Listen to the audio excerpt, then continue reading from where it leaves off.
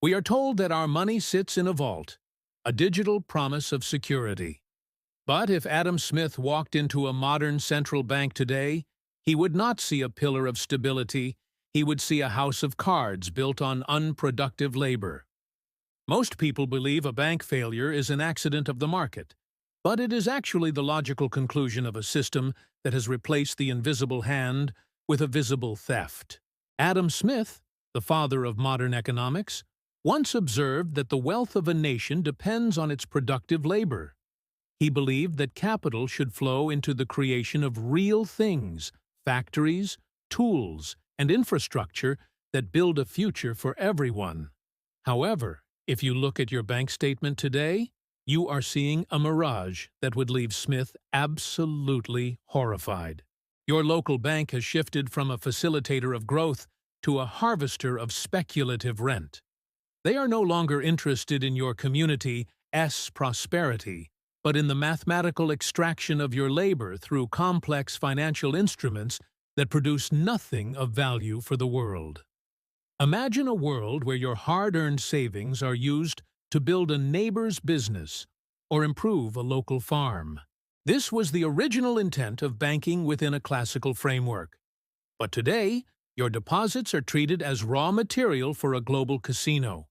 When you hand over your cash, the bank does not put it in a box with your name on it. Instead, they classify it as their own liability and immediately seek ways to gamble with it. This shift from investment in production to investment in debit is the first sign that you are in extreme danger.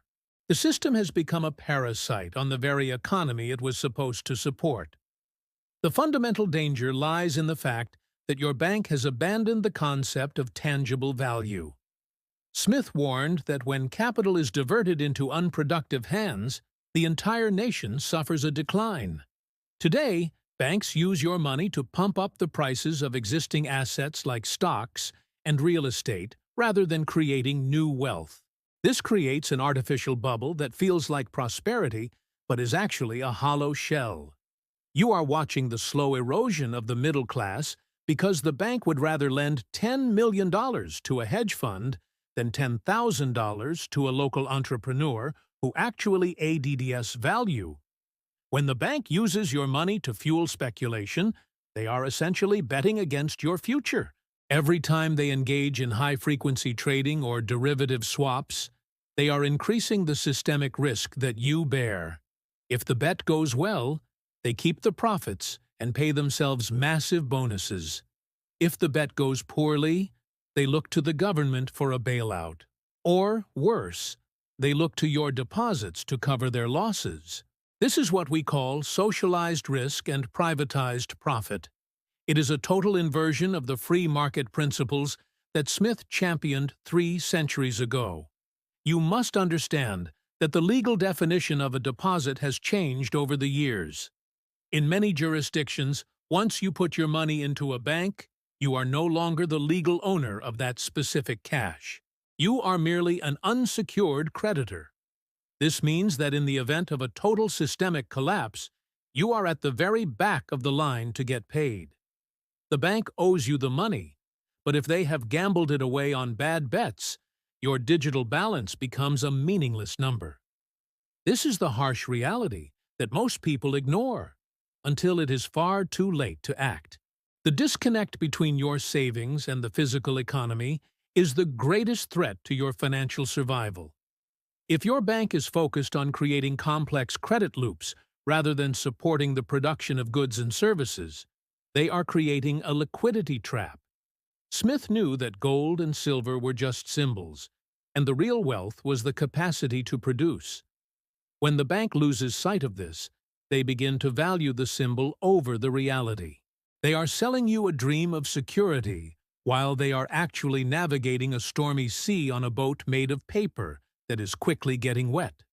If you find yourself wondering why the cost of living keeps rising while your savings account grows by pennies, you are seeing the result of this unproductive banking. The banks are essentially creating money out of thin air to lend to those who already have it. This devalues the currency you have worked so hard to save. Smith's invisible hand has been replaced by a grip of iron that is squeezing the life out of the average worker. Your bank is not your friend. It is a warehouse of risk that uses your identity and your labor to provide liquidity for a game you were never invited to play. We must recognize that this shift is not just a policy error, but a fundamental betrayal of economic morality. Adam Smith believed that the market required trust and virtue to function properly. When a bank takes your money and uses it to create more debt rather than more value, they are breaking that fundamental trust. They are operating in a way that is mathematically unsustainable. As we move deeper into this exploration, you will see exactly how the mechanics of this betrayal work and why the current mathematical models are designed to fail at the expense of the unsuspecting depositor. Now we must look at the mathematical trap known as fractional reserve banking. This is the engine that allows banks to lend out money they do not actually have. For every $100 you deposit, the bank might keep only $10 in reserve. They then lend out the other $90 to someone else. This process repeats over and over until that initial $100 has been turned into nearly $1,000 of digital debt. If you are starting to see the cracks in the system, drop a comment below with the word sovereign. It helps the algorithm find others who value financial truth. Also, we are incredibly close to hitting 100,000 subscribers, and I count on the help of all of you to reach this milestone still this year. This fractional reserve system creates a massive multiplier effect that works wonderfully during times of growth, but turns into a lethal weapon during a downturn. If only a small percentage of depositors ask for their money back at the same time, the bank instantly collapses because the money simply does not exist. It has been lent out, spent, and turned into someone else's debt. You are living in a permanent state of potential bankruptcy. The multiplier effect is essentially a game of musical chairs played with your life savings. As long as the music plays and everyone remains confident, the illusion of wealth continues. But the moment the music stops, there are only 10 chairs for every 100 people. Adam Smith warned about the dangers of overtrading and the expansion of credit beyond the real capital of a country. He knew that when you build a system on promises rather than possessions, you are asking for a catastrophe. Modern banks have taken this warning and done the exact opposite, stretching the ratio to the breaking point. This fragility is not a hidden secret. It is a documented feature of the landscape. When a bank like Silicon Valley Bank or Signature Bank fails, the media calls it a unique event. In reality, it is the inevitable outcome of the fractional reserve trap.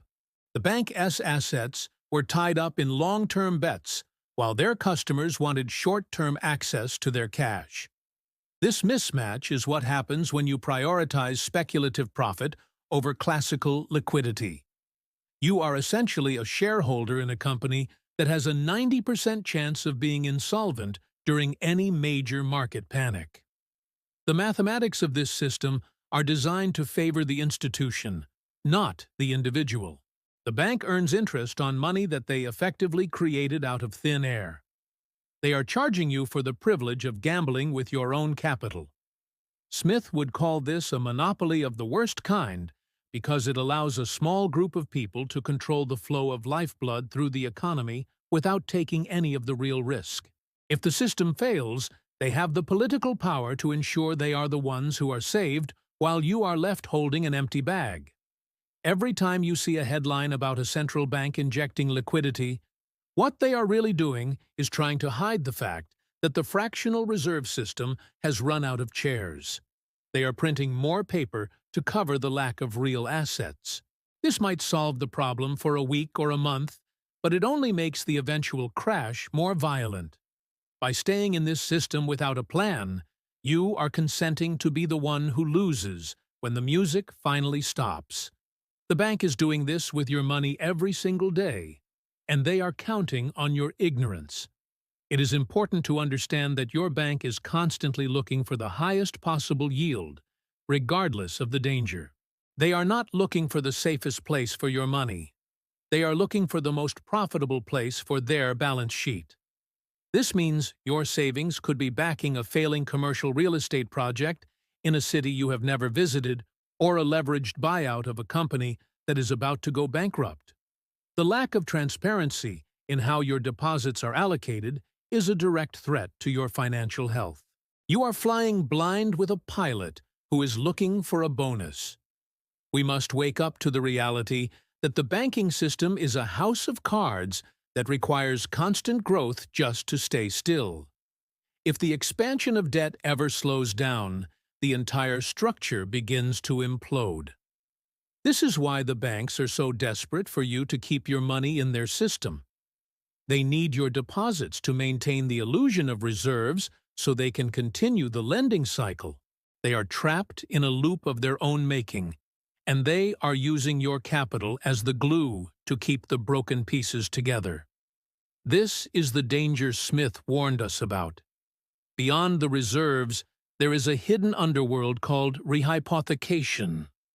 This is a complex word for a very simple and terrifying concept.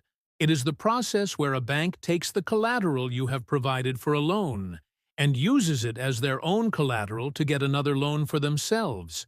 Imagine you give someone your car as a guarantee that you will pay them back. Then, that person takes your car and gives it to someone else as a guarantee for their own debt. Now, two different people think they have a claim on the same physical asset. This is happening with your money. In the shadow banking system, this chain of repledging can go on for 5 or 10 levels. One single dollar of collateral might be supporting $10 of different debts across the global market. Adam Smith emphasized that for commerce to be honest, there must be a clear understanding of property rights. Rehypothecation destroys the very concept of property. It creates a web of interconnected risk, where if one single link in the chain breaks, the entire system of collateral collapses. You might think your money is safe because it is backed by assets, but those assets have been pledged 10 times over. This is exactly what happened during the 2008 financial crisis. The collateral chains broke, and suddenly, no one knew who owned what. The banks stopped lending to each other because they realized that the assets they were holding were being used by multiple parties simultaneously. It was a complete breakdown of trust. Today, the levels of rehypothecation are even higher than they were back then. Your bank is essentially selling the same horse to 10 different people and hoping that no one ever asks to take the horse home at the same time. Smith's warning about unproductive hands becomes incredibly relevant here. When capital is tied up in these endless loops of repledging, it is not being used to build anything. It is just being used to create more financial leverage. This leverage acts like a magnifying glass for both gains and losses. When the market is up, everyone looks like a genius. But when the market turns, the magnification of the losses is so extreme that it can wipe out centuries of accumulated wealth in a matter of days. You are standing in the middle of a minefield, and the bank is telling you it is a garden. The danger of rehypothecation is that it is almost entirely invisible to the average person.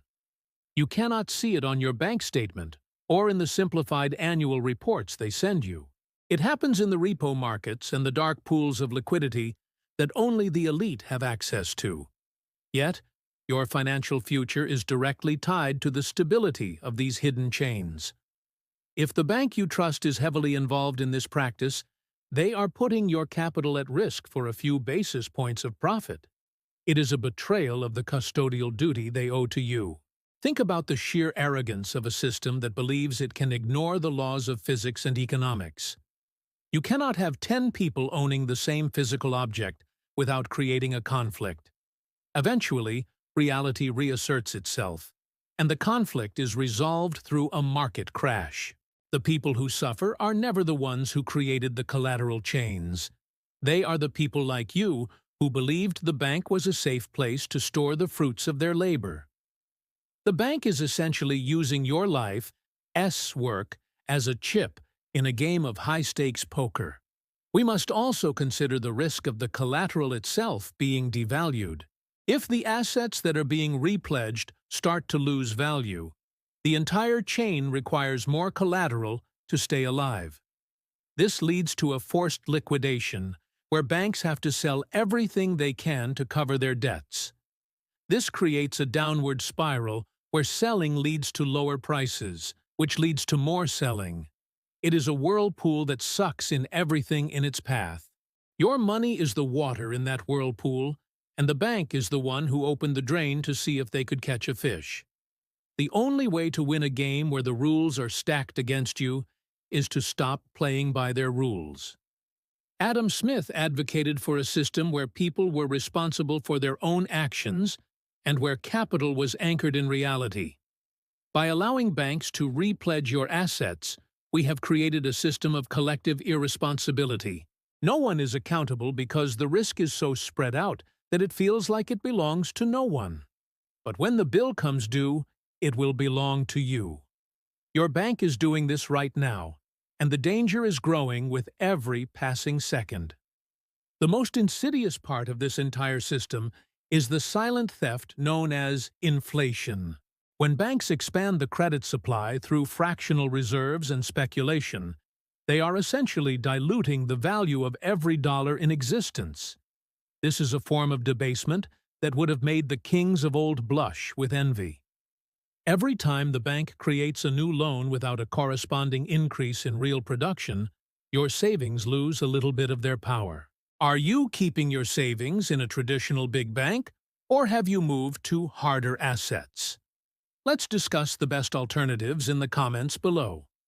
If you are enjoying this documentary style, make sure you are subscribed because we are on a mission to hit 100,000 subs before the end of the year, and we need your support. Inflation is not just a natural phenomenon like the weather, it is a policy choice. By allowing banks to operate this way, the government is effectively taxing your wealth without ever having to pass a law. Smith knew that sound money was the foundation of a moral society. When money loses its value, people lose their incentive to save and their ability to plan for the future. Your bank is a primary driver of this debasement. By pushing for more lending and more debt, they are ensuring that there is always more money chasing the same amount of goods. This is why houses, education, and healthcare have become so expensive while technology gets cheaper.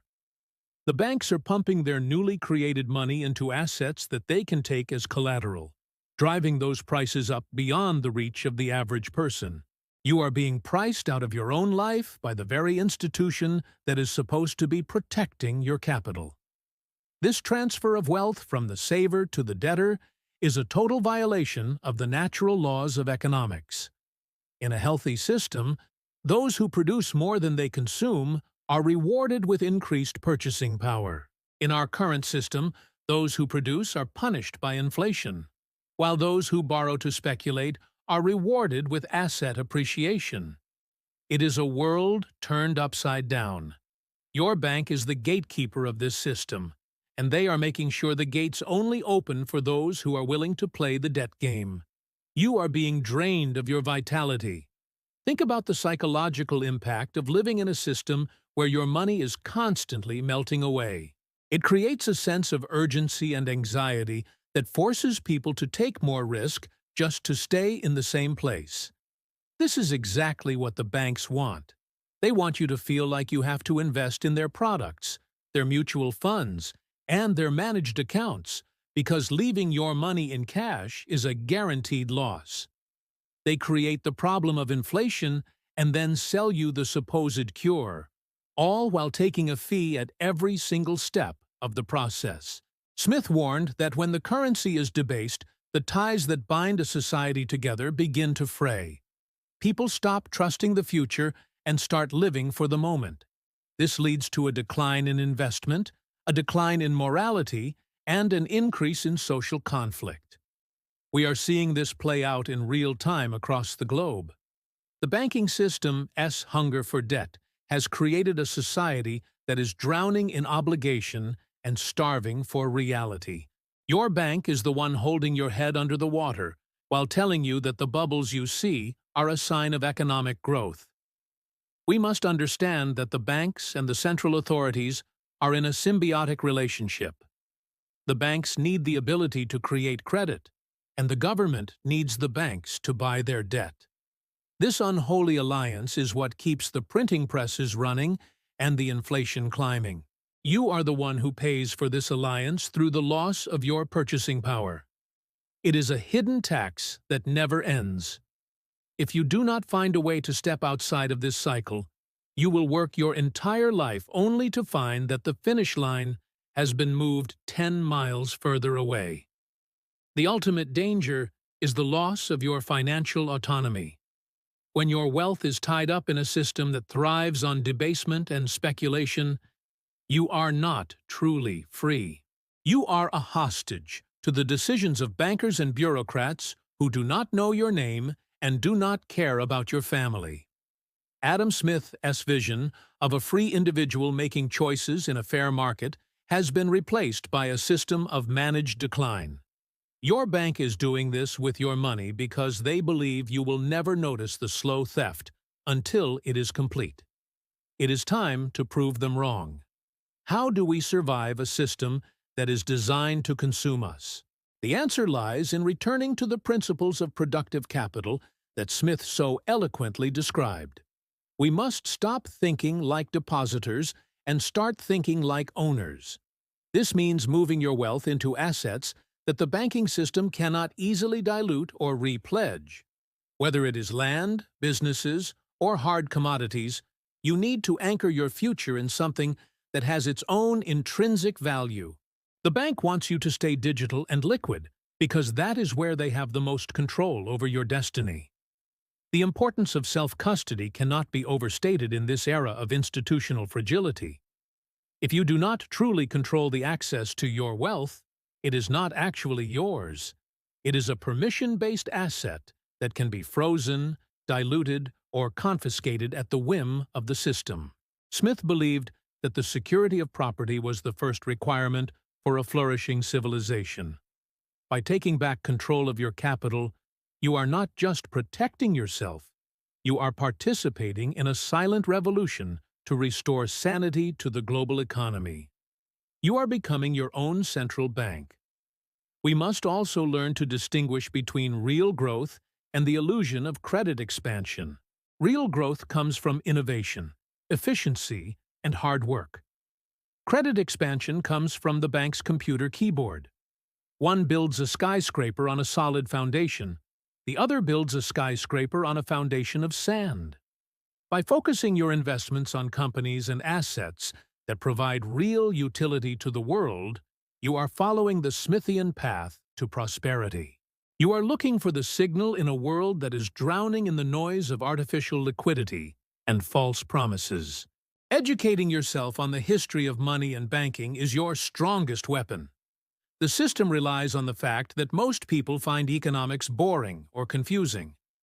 But once you see the patterns, the confusion disappears and is replaced by clarity. You begin to see the moves the banks are making before they make them. You recognize the signs of an impending liquidity crisis, and you position yourself accordingly. This is not about fear. It is about the calm confidence that comes from understanding the mechanics of the world you live in. You are moving from victim to strategist. Diversity is more than just a buzzword. It is a survival strategy. You should never have all of your capital within the traditional banking system. By spreading your risk across different jurisdictions, different asset classes, and different forms of custody, you make it impossible for any single institutional failure to wipe you out. The bank wants you to be concentrated because it makes you easier to manage.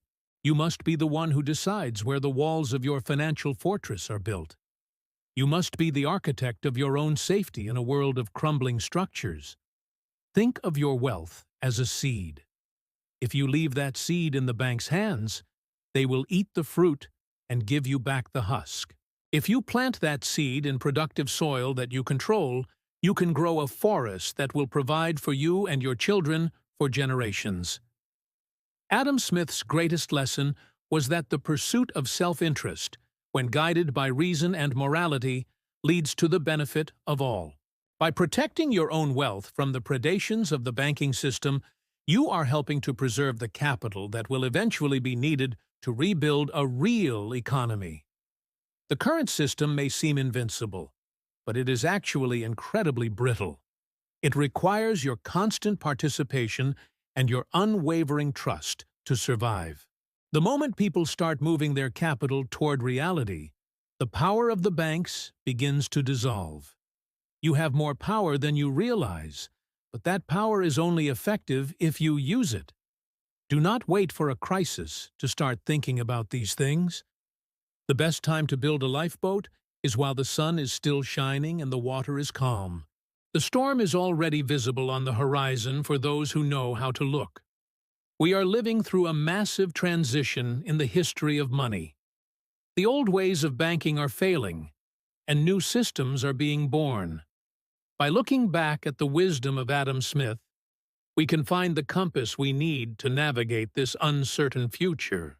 The danger is real, and the bank is indeed doing things with your money that should keep you awake at night. But with knowledge and action, you can turn this danger into an opportunity to secure your freedom.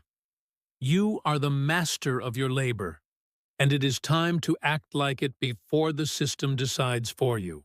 The danger isn't that the system might break, it is that it is functioning exactly as it was designed to, at your expense. Adam Smith knew that for a nation to prosper, its capital must be tied to reality, not to the whims of speculative ledger entries. If you want to understand the mindset of those who actually control the world's wealth and the brutal strategies they use to keep it, you need to watch our breakdown of Rockefeller's 15 ruthless rules of business. Ignore them at your own risk, because while the banks play with your money, the titans of history played by a much more dangerous set of rules. Click here to watch it now, and I will see you there.